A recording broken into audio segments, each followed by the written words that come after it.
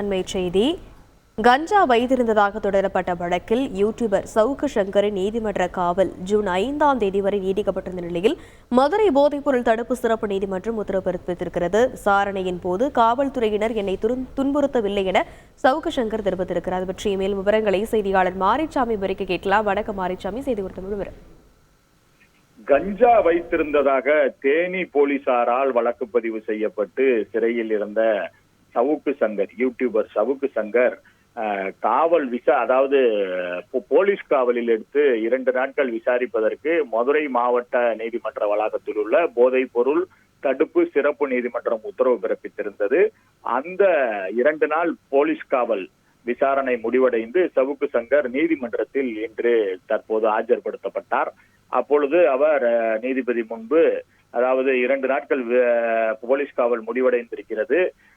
இன்று மீண்டும் மதுரை மாவட்ட நீதிமன்ற வளாகத்தில் உள்ள போதைப் பொருள் தடுப்பு சிறப்பு நீதிமன்றத்தில் சவுக்கு சங்கர் நீதிபதி செங்கமல செல்வன் முன்பு ஆஜர்படுத்தப்பட்ட போது என்னை போலீசார் விசாரணையின் போது துன்புறுத்தவில்லை என சவுக்கு சங்கர் தெரிவித்தார்.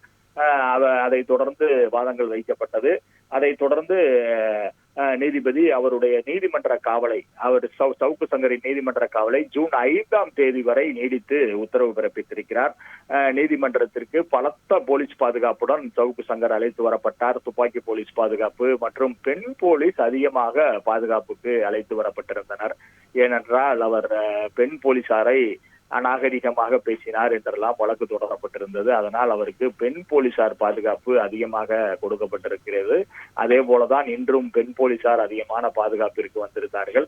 அவர் சவுக்கு சங்கர் அந்த மதுரை மாவட்ட நீதிமன்ற வளாகத்தில் உள்ள போதைப் பொருள் தடுப்பு சிறப்பு நீதிமன்றத்திற்கு அழைத்து வரப்பட்டார். நீதிபதி முன்பு ஆஜர்படுத்தப்பட்டார். அப்பொழுது அவர் என்னை விசாரணையின் போது போலீசார் துன்புறுத்தவில்லை என அவரது தரப்பு தகவலை தெரிவித்தார் நீதிபதியிடம். அதைத் தொடர்ந்து நீதிபதி அவரை நீதிமன்ற காவலில், அவரது நீதிமன்ற காவலை ஜூன் 5ஆம் தேதி வரை நீடித்து உத்தரவு பிறப்பித்திருக்கிறார்.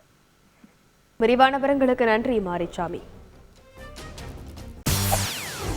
செய்திகளை உடனுக்குடன் தெரிந்து கொள்ள உடனே சப்ஸ்கிரைப் பண்ணுங்க.